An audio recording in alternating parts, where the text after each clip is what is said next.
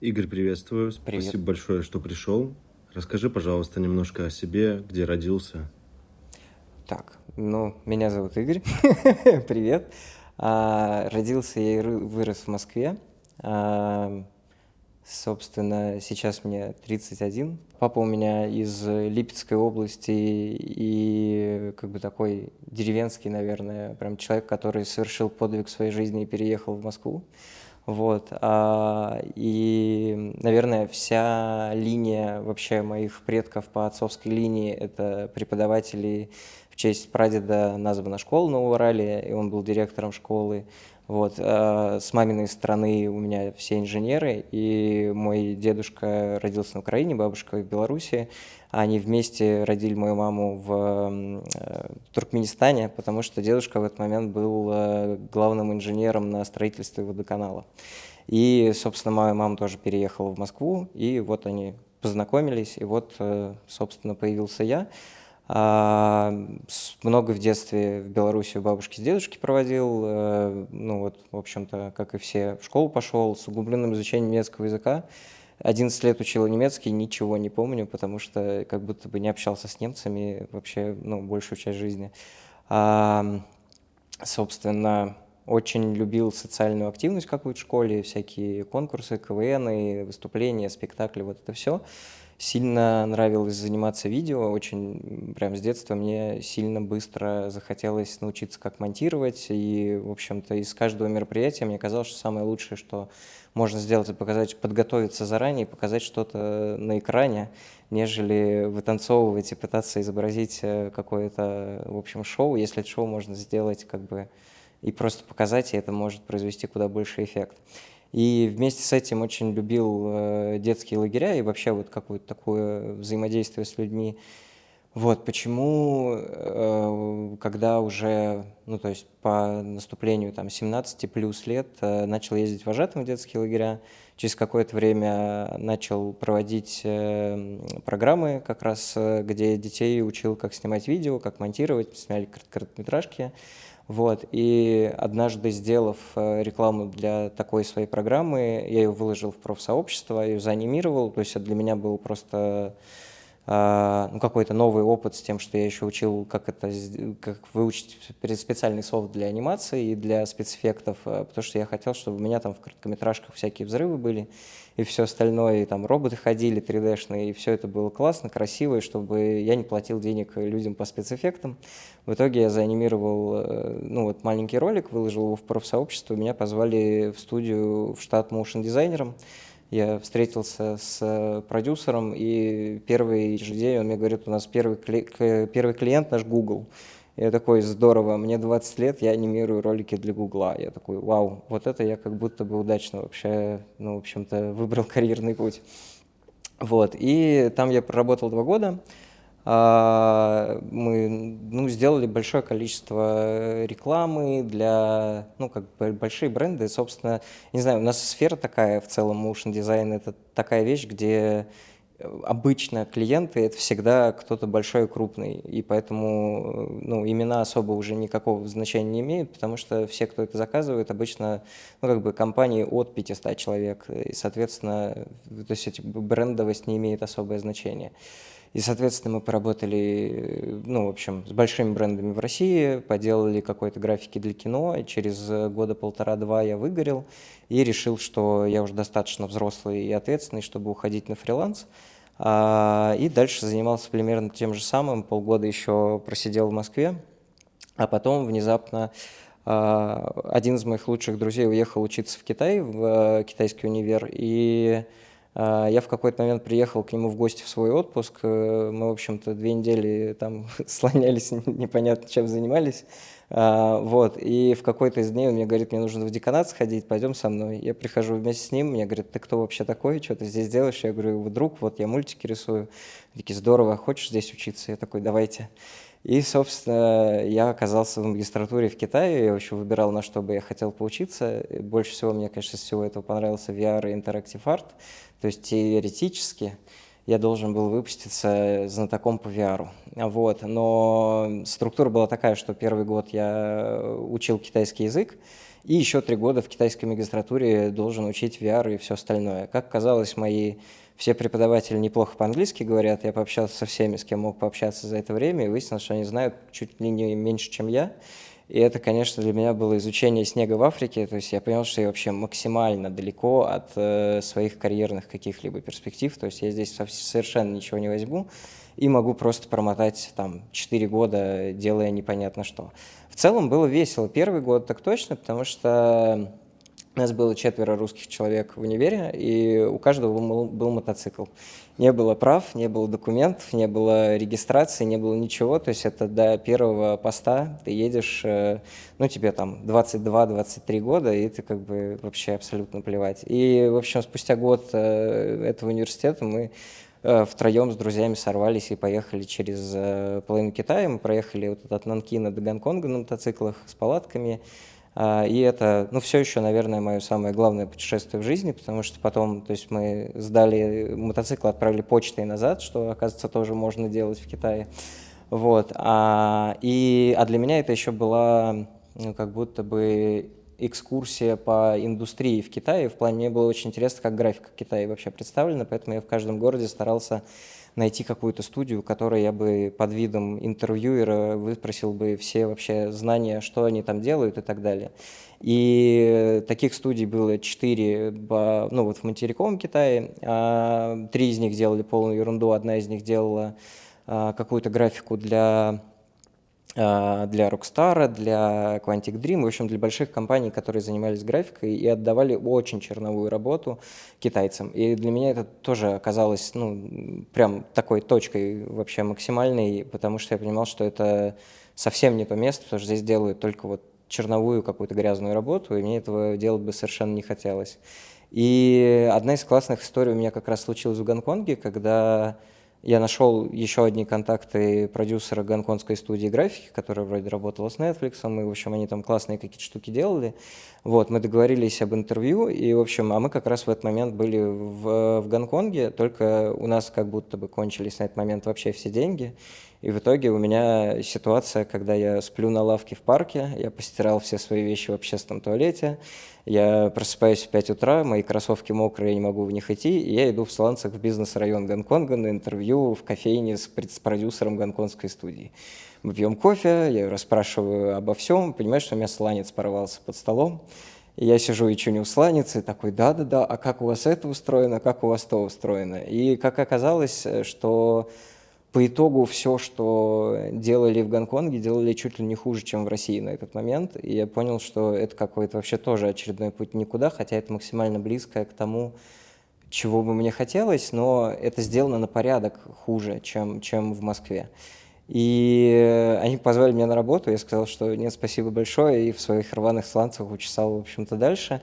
И дальше было самое, ну, как бы продолжение всего этого путешествия. Мы проехали через Филиппины, Малайзию, Индонезию, Бали, Сингапур, потом еще была Шри-Ланка, Индия, и я уже настолько не мог путешествовать, а вообще мне так хотелось что-нибудь поделать. Это все на мотоцикле? Нет, мотоциклы мы закинули в Гонконге и отправили обратно в Нанкин, а дальше уже как бы самолетами и всем остальным. И это настолько выматывающее было длительное отсутствие какой-либо деятельности, кроме созерцания чего-то красивого, что я вообще уже просто лез на стену, мне хотелось работать. И я решил, что на этом, пожалуй, мое обучение в Китае заканчивается. Я возвращаюсь в Россию и начинаю, видимо, делать свою студию, потому что я как будто бы перерос вот этот момент фриланса такого, когда я руками что-то анимирую. Мне хотелось стать арт-директором. Это, в общем-то, человек, который говорит, куда воевать, ну, типа, как будет красиво, что нужно делать, кто рисует, кто анимирует и так далее.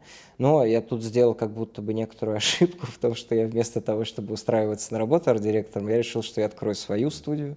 У меня тут все будет правильно, у меня тут все будет не так, как у всех, и будет все замечательно. Позвал подругу свою работать продюсером, мы сняли офис на Бауманской в Москве, и еще 3 года вот так вот мы, ну, то есть еще появился иллюстратор, аниматор, и вот где-то в течение 3 лет мы так очень плотно работали. И как будто бы дальше моя жизнь просто превратилась в бесконечную работу, без вообще какого-либо отдыха. Вот, ну, что приводило к постоянным выгораниям. А еще для меня это было чем-то вроде моя обязанностью по факту было как бы администрирование, выигрывание тендеров, управление персоналом, там, получение зарплат, а я делать вообще не это хотел. Я хотел что-то рисовать, я хотел творить, я хотел, чтобы я просто держал контроль за процесс. А по факту оказалось, что я держу контроль за людей, которые наслаждаются процессом, ради которого я все это затевал.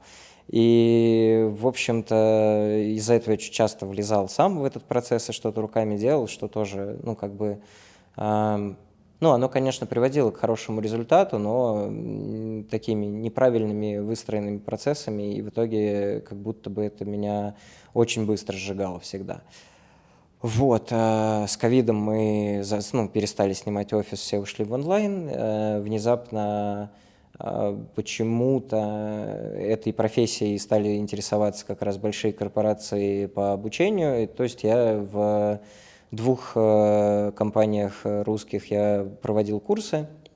В одной я провел 10 потоков онлайна, для второй записал еще несколько просто блоков информации, еще для 2 побыл экспертом для анализа того, как они вообще собираются все это, ну, как бы проанализировал их программу, сказал, где слабые места, что нужно, что не нужно в целом на рынке. И вот как-то меня немножко сместило в преподавание. А потом, собственно, тоже забавная история, почему и как я оказался здесь, мы уже почти к этому подошли. В какой-то момент перед Новым годом 22 года ко мне обратился мой знакомый, которого я там видел один раз в жизни, и сказал, что нужно вот условно сделать там для Сбера, нужно сделать большой-пребольшой ивент. Я такой, да, конечно, легко, вообще без проблем. И мы там вообще с потом и кровью за 10 дней собрали им огромное шоу. Вот, после чего он такой говорит, все, Сбер хочет вас купить, чтобы вы делали только внутренние проекты Сбера. Я такой, ну, давай, делай, что хочешь, делай. Я в целом, ну, то есть за 5 лет существования студии не раз, в общем-то, приходили люди и говорили, а давайте сейчас мы вас купим или еще что-нибудь было. Это всегда был какой-то пустой разговор. Но я, конечно, всегда говорю, да-да-да, давайте, обязательно, давайте все сделаем. И в конечном итоге он договорился со всеми, подписал все документы. Не подписал, в смысле, подготовил все документы. И, ну, как будто бы все одобрено. Вот, мы встречаемся непосредственно со Сбером, и они говорят, что вот 28 февраля пришлем вам первый транш денег. Ну и, собственно, 24 февраля происходят некоторые события, 26 февраля Сбер говорит, ну вы все сами поняли, до свидания. Вот, и все равно этот человек мне звонит и говорит, что нужно нам встретиться и кое-что обсудить. Я такой, ну, как будто бы я не понимаю, зачем, но давай. И мы встречаемся, и первый его вопрос такой, ну что, какая страна? Такой, какой правильный вопрос, оказывается, ну, в общем, был задан.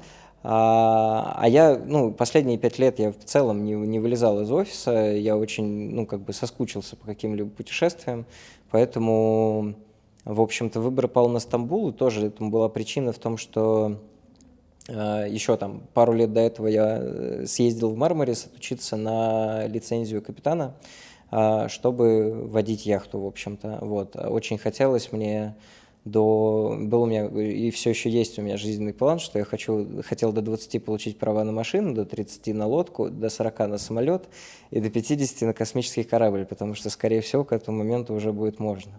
И, в общем, пока иду по плану, в общем-то, я отучился на капитана, и ребята, с которыми я учился, очень много хвалебных отзывов мне оставили про Стамбул, с тем, что Стамбул не Турция, тут вообще все по-другому. И, ну, как бы здесь настоящий город, вообще красота. Ну, то есть мне очень после этого хотелось сюда попасть, но как-то было все не до этого. В итоге, то есть у меня был сразу готовый ответ, я понимал, что я хочу в Стамбул. И в начале марта я прилетел, у меня еще так хорошо сложилось, что здесь уже было 6 моих знакомых, и я понимал, что я могу с каждым из них видеться каждый день в течение недели и даже не повториться. То есть это уже хорошее такое подспорье для того, чтобы интересное время здесь проводить.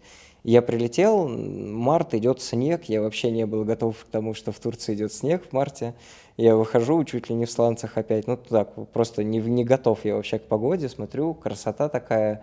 И я такой с первого, наверное, вот момента, как я вышел из автобуса в центре города, я понимаю, что я здесь живу, мне нравится, я прям, кажется, я вообще вот тут. Вот, и первый год был очень такой разный в плане, как американские горки это было, то есть не знаю, день депрессии, то день просто вообще восторгов невообразимых, то есть постоянно были какие-то такие качели, и это было, наверное, было что интересно, мы сняли большую квартиру в центре с тем, что в 3 комнатах живут, ну, как бы разные люди, а в 4-й мы вместе работаем все. И это, наверное, мое идеальное представление о том, как это вообще должно было бы работать. Всегда так на самом деле хотелось. Всегда хотелось, чтобы был большой дом на острове, и там все живут и работают. И уже как бы с возрастом понимаю, что вообще лучше так не делать. Но тогда очень сильно так хотелось. В конечном итоге все это превратилось в бесконечные тусовки, когда ты там в среду утром просыпаешься, а кто-то на кухне, вообще неизвестные тебе люди, вот ты с ними знакомишься, и все, и день потерян. И так примерно происходило вообще вот до конца года. В целом было очень интересно, было огромное количество людей с вот этого философского парохода, из самых интересных людей, которых я вообще встречал за последние годы. То есть это, как мне показалось, было огромное количество режиссеров, и IT-специалистов, всяких художников, вообще людей творческой профессии. И какая-то часть из них очень быстро как бы поняла, что она здесь не заземляется и уехала дальше, то есть айтишников перевезли дальше. Кто-то там из режиссеров понял, что им там здесь делать нечего, кто-то повозвращался в Россию. Ну и в целом вот этот огромный поток, все равно какая-то часть, большая часть из этих людей осталась до Нового года. И где-то до сентября всегда было ощущение, что если ты встречаешь человека, который говорит по-русски, это 100% кто-то интересный. То есть у тебя абсолютная презумпция невиновности русской речи. Ты понимаешь, что вот эти люди здесь вот потому что, ну, вот, в общем, им некомфортно. И вот их комфорт внутренний для них очень важен. И, ну, как бы, вот они здесь. И это было классно очень с точки зрения такого нетворкинга, то есть это постоянно были люди, которые вызывали уважение. А где-то там с сентября-октября это уже стало немножко меняться ощущения, потому что по ощущениям где-то вот там с октября появились уже люди, которые просто бежали, потому что бежали, и тут уже все равно началось какое-то, ну, вот какое-то сплочение вот этих коллективов, которое появилось в начале. И до Нового года это все еще было, ну, вполне, ну, большое количество интересных людей. В профессиональной моей деятельности в этот момент производил тоже очень непонятные какие-то качели. То есть сначала мы переключились на турецкий рынок и даже хорошо поработали поделали тут маппинг-шоу для турецкой мэрии, сделали там еще для какого-то завода, на который Эрдоган приезжал. То есть все вообще как будто бы предвосхищало какое-то вот это вот мы международная компания. В конечном итоге турецкая экономика немножко подвернулась, и все это, и в один день мы стали в 2 раза дороже, чем должны быть по турецким бюджетам. И как-то все это тихонечко сошло на нет. Через какое-то время к нам обратились тоже русские ребята из Анталии, которые, ну, в общем, работали на мир в большей степени, предложили поделать рекламу для вьетнамского Пепси, и, в общем, здесь началось вообще просто какой-то цирк с конями. Мы прям крупнейше валили вообще проект, потому что он как будто оказался чуть больше, чем мы могли вообще себе позволить. Вот. И все это превратилось в сон по 2 часа в течение 2 недель, и уже начиная вот с этого момента у меня уже начало все тихонечко рушиться, потому что вот этот вот как бы образ жизни с постоянными тусовками и такая высокоуровневая работа вообще не уживались совсем у меня.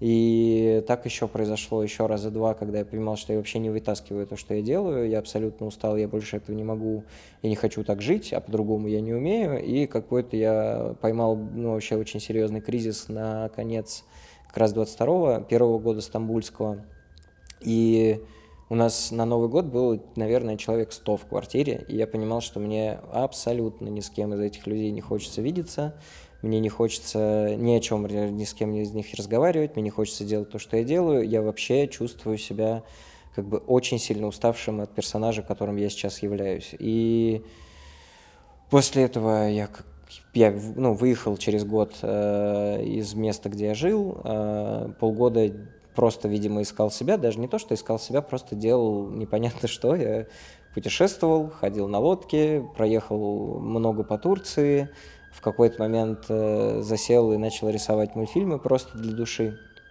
И через какое-то время, там, условно, еще через пару месяцев ко мне вернулись эти же ребята, которым мы завалили вьетнамский проект, сказали: приходи к нам работать. Я говорю: вы дураки вообще, наверное, вы не поняли, да, я же вам проект провалил. Он говорит: ну ты хороший арт-директор, ну ты типа плохой управленец. Я такой: о, оказывается, вот что надо было делать, надо было просто идти и работать ардиром. И в конечном итоге, буквально через пару проектов, мы дошли до того, что вот с этими ребятами мы оформляли саммит ООН в Саудовской Аравии, сделали несколько больших конференций для нефтянки Саудовской Аравии. И вот с ними я отработал последний год, и через год я заметил, как мы повторяемся в те же ивенты. И я в какой-то момент я понял, что я, кажется, на этом, ну, вот я всю игру прошел и начинаю заново, и мне абсолютно неинтересно делать то, что я делаю сейчас. А хорошее дело было с тем, что параллельно с этим, благодаря тому, что я работал с этими ребятами, ко мне обратился Иви стриминг, и они попросили сделать им несколько, как бы, исследовательских проектов с анимацией на нейросетях. Ну и мы как раз потратили большое количество этого года на то, чтобы сделать 2 пилота анимационных сериала. Один из них они как будто бы даже приняли и хотят развивать, но пока это все очень сильно вилами по воде, поэтому в ближайшие месяцы я просто жду и, как бы, скрестив пальцы, жду, что же они скажут, и очень надеюсь, что в следующем году я уйду и буду делать мультики для русского стриминга, что в целом как будто бы то, ради чего я вообще последние 10 лет этим и занимался. Вот. А вот буквально пару недель назад я как будто бы закончил плотную работу такую, и сейчас нахожусь вообще в абсолютной прострации, я не знаю, что я делаю, ну и в целом не хочу даже знать. Я попросил себя сам дать себе пару недель, чтобы через какое-нибудь время мое подсознание сказало: ты хочешь делать вот это, иди и делай. А пока, видимо, отдыхаю. В общем, если коротко, то вот такое вот мое жизнеописание на текущий момент. Расскажи, получается, после школы ты поступил на прикладную информатику в экономическом университете? Да, это было... Опять же, выбор был здесь сделан, очень странный для меня на том моменте. Дело было в том, что я сначала даже поступил на социальную работу, потому что я думал, что социальная работа — это что-то с организацией социальной деятельности, но, как казалось, это вообще уход за больными и все вот в этом духе. И параллельно в универе моем учились ребята на прикладной информатике, которые достаточно забавные были. И мне как бы нравилось с ними тусоваться, они такие: переводись к нам. Я такой: давайте. И, в общем, только благодаря этому я вообще получил какой-то технический диплом. Вот. А так мне как будто бы... Ну, то есть из-за того, что меня это еще сильно толкнуло в целом там в кодинг и в какие-то такие вещи, мне на самом деле очень, ну, как бы экономика как была непонятна и интересна, так до сих пор и является. Но вот все эти вещи технические толкнули меня на изучение более серьезных подходов вообще к видеоконтенту с помощью, ну, как бы, вот с помощью софта. Угу. Расскажи, пожалуйста, более подробно для людей, кто не разбирается в этом. Это какая-то 3D-анимация или реклама, или, допустим, вот здание, и ты можешь нарисовать там экран? Могу. Ну, как бы сейчас моя профессия глобальная — это, ну, как бы...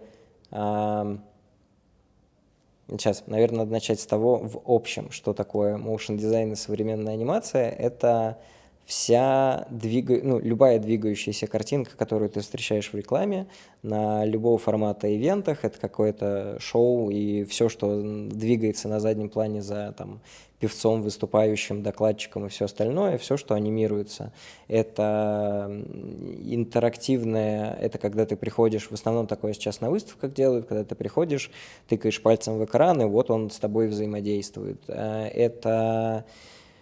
Ну, сейчас это еще и нейросетевые штуки. В целом, по классификации такие вещи бывают 2D. Ну, глобально изначально это все рисовалось 2D покадрово, то есть каждый кадр ты делаешь и как бы перекладывая штуки, у тебя появляется двигающаяся картинка.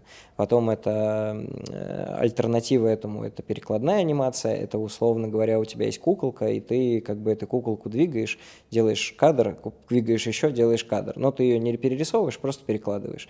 После чего это 3D, ну, то есть это глобально это какое-то моделирование, анимация уже внутри 3D-пространства. Отличие именно 2D в том, что ты можешь свободно вращать камерой вокруг любых объектов. Да? В 2D тебе нужно перерисовывать каждый кадр, чтобы что-то развернуть, а когда ты взаимодействуешь условно с этими куколками, ты тоже не можешь как бы их в другую плоскость перевернуть. Поэтому в этом плане 3D, конечно, сильно выгоднее с точки зрения cost efficiency, ну, то есть, в общем, с времени производства. Это то, что касается инструментов, то есть это 2D, 3D, это нейронные штуки, это интеграция вещей в съемки, это интерактивный контент, когда ты взаимодействуешь с контентом, это маппинг-шоу, когда на какое-то здание с проектором проецируется анимация, которая по форме этого здания сделана. То есть в целом вот глобально эта сфера, вот, в которой я работаю, а деятельность моя конкретная, ну, последнего года и то, к чему я шел, это работа арт-директором, то есть я в основном придумываю концепцию шоу, как бы подбираю референсы, рисую концепты, и, ну, то есть я рисую картинки статичные, уже генерю статичные картинки теперь, вот, а коллажики из них собираю, и потом, ну, как бы пишу сценарий, рассказываю, как это должно двигаться, почему это должно двигаться именно так, и так далее, и слежу за, ну, как бы выполнением того, чтобы, ну, там еще человек 10 это сидят и анимируют, а я как бы просто им по рукам бью. Вот, собственно, сейчас моя работа такова. Расскажи, как тебе в Стамбуле? Хочешь ли ты куда-нибудь уехать? И если хочешь, то куда? Вот, это хороший вопрос, спасибо. Наверное, отношение к городу не особо-то поменялось. Мне с первого дня показалось, что... У меня шутка была первый год, что Стамбул – лучший город России. Потому что я общался в основном с русскими людьми, у меня есть только один турецкий друг, и то он уехал учиться во Францию уже. И как будто бы мне сильно нравится город, он очень разный, он очень классный, но чем больше времени проходит, тем больше я понимаю, что, ну, как бы, чем дальше от центра Стамбула ты отъезжаешь, тем более одинаковыми вещи становятся. То есть они очень разные, но как бы в ближайшем контрастном соотношении внутри центра. И сейчас у меня уже ощущение того, что я, конечно же, ну, это невежественно, но мне как будто бы кажется, что я видел уже все, что я мог увидеть, чтобы мне понравилось внутри. То есть, чтобы увидеть что-то совершенно новое, нужно очень сильно далеко уехать. И как бы у меня в целом отношение к Турции такое, что Турция как будто состоит из Стамбула, который как бы, ну, вот такая бесконечная смесь очень интересных между собой вещей, абсолютно одинаковый туристический юг и совершенно там другая Каппадокия, и чем ближе к Грузии, тем больше там грузинско-сочинский ландшафт. И вот как будто я вижу, ну, и центральная Турция, в которой просто так вот песок летит, и мусульманство очень серьезное, и там как будто мне совсем некомфортно. И вот все вот это примерно одинаковое, но по-разному расположено. И поэтому у меня сейчас есть ощущение, что любую турецкую вещь, которую я не увижу, не даст мне никакого нового впечатления, не даст мне никакого нового опыта. Может быть, я, конечно, ошибаюсь, но пока именно на внутреннем ощущении именно так. Как будто бы я на самом деле уже... Ну, я живу здесь почти 3 года, и я примерно каждые пару месяцев говорю, ну все, я уезжаю. Я уезжаю, все, я уезжаю куда-нибудь обязательно, все, мне пора двигаться, я не знаю куда. И сейчас я, наверное, нахожусь, во-первых, в огромном чувстве комфорта внутри своего дома, потому что мне сильно нравится мой дом. У меня, да, еще очень важный, интересный момент. Я делаю так последние лет 6. Во всех местах, где я живу долго, я начинаю рисовать на стене. Я и прошу всех своих гостей тоже рисовать у меня на стене. И в конечном итоге я жил в Москве на Кутузе в какой-то момент, и 3 года раскрашивал стену там 4 на 5 метров, и там поучаствовал где-то человек 200, просто порисовали своих рисунков. Я это все объединил в большую картину в итоге. И она, как бы, естественно, уничтожилась по итогу. То же самое было в первом месте, где я жил первый год в Стамбуле. Там я уже примерно понимал, сколько это времени занимает, поэтому взял стеночку поменьше. И сейчас во второй квартире, где я живу, у меня тоже есть стена, на которую приходят люди порисовать рисуночки. И как будто бы пока она не завершена, я не могу никуда уехать. и это мой самый главный якорь, который держит меня на месте. Я такой, я сейчас уезжаю туда, стена, вот, точно, нужно дорисовать стену, и тогда я свободен. И вот сейчас у меня очередное ощущение, что вот-вот она кончится, и тогда я могу все свои вещи собрать, а у меня как будто все помещается в 2 рюкзака, и уехать в любое вообще направление. Вот. Но по ощущению Стамбул все еще как будто бы мой любимый город в целом. То есть мне очень нравится здесь. Как будто бы мне нравится ощущение, что на любой вопрос, а есть ли в Стамбуле что-то, всегда будет «да, в Стамбуле это есть». То есть вот что бы ты ни захотел, там, да, там, в какой момент летная школа есть в Стамбуле? 100% есть, да, есть их 3. Ну, то есть, ну вот всегда есть все, что бы ты ни захотел, оно здесь есть. И это мне очень сильно нравится, потому что я как будто небольшой фанат деревни и, ну вот, отсутствия благ. Поэтому я не знаю, куда бы я хотел, меня как будто бы сильно тянет в Африку дальше, но как-то меня жизнь уводит уже. Две попытки у меня было попасть туда, и каждый раз это не складывалось. И я такой, ну, наверное, рано. Наверное, рано, нужно еще, в общем, стену докрашу, потом, в общем, решу, какие дальнейшие шаги. Пока такое ощущение. Глобально темы, где ты себя видишь через 5-10 лет, помимо того, что у тебя есть права на самолет? Есть у меня такая хорошая мечта. Думаю, я где-нибудь до 45, что я поработаю. То есть это 15 лет. И к этому моменту я должен так хорошо поработать, чтобы купить лодку и уйти в кругосветку. Потому что я думаю, что кругосветка в целом не может занять меньше 3 лет. Ну, то есть если она не такая, что ты на скорость идешь, а на самом деле скорее на 5. То есть я думаю, что ну, я сейчас перед собой такую цель, наверное, ставлю, что я как будто бы вместо того, чтобы купить дачный домик, там пенсию встречать, я хотел бы встречать ее на лодке на своей и как бы ходить по миру. Что в целом хочется, ну, вообще есть у меня такое желание посмотреть мир, и я понимаю, что как будто с воды ты на него вообще совершенно по-другому смотришь. Вот, потому что путешествовать я люблю, но все это сводится, конечно, к виду на города. И есть, конечно, страны, которых как бы природа сильно интереснее и главнее, чем города, но в основном это города. А вот с таким подходом как будто бы можно увидеть сильно больше. Вот, ну и не знаю, если... Мне еще интересный был момент, что я планирую обычно лет на 5 следующие какие-то шаги, и лет 5 назад, я вот недавно об этом просто думал, что у меня было какое-то ощущение, что я должен жить около воды, вот, и, ну, то есть, ну, как-то видел примерно себя именно так, что я там пишу холсты, где-то там какое-то времени работаю, и какое-то время просто вот хожу и на море смотрю. И в целом оно как бы так и к этому привело, там за разницей маленьких деталей, но в целом, в общем, очень близко к тому, что я себе представлял. И, ну, да, лет через 10-15 вижу себя на лодке, плывущем вдаль, чтобы набирать впечатлений для, не знаю, книги, фильма или еще чего-нибудь. Вот. Получается, в своей профессии ты не абсолютно привязан к какому-то месту, ты можешь делать всю работу онлайн. Да, в этом есть сильно большой плюс, что как будто меня совершенно не тронул ковид в этом плане, потому что я никак вообще не поменялось ничего, что я делал.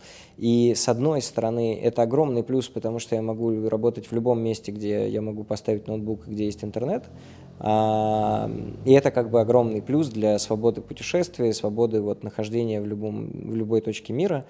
Другой минус, что, ну, есть минус, конечно, еще, да, и минус это в том, что эта работа максимально асоциальная.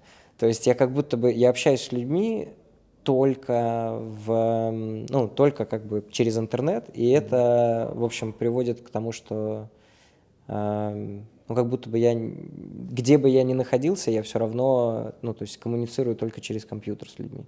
Это как бы вот такой минус, но плюс в том, что это может быть любое место. Ну, как будто, насколько ты социальный человек и ездил вожатым, и то, что у тебя вся коммуникация происходит через интернет, тебе это тяжеловато дается. О, да. Это вот как будто бы есть причины, по которой я себя последний, наверное, ну, то есть первый год Стамбула я чувствовал себя очень комфортно, именно потому что вот этот огромный нетворкинг, он все время происходил через место, где я живу.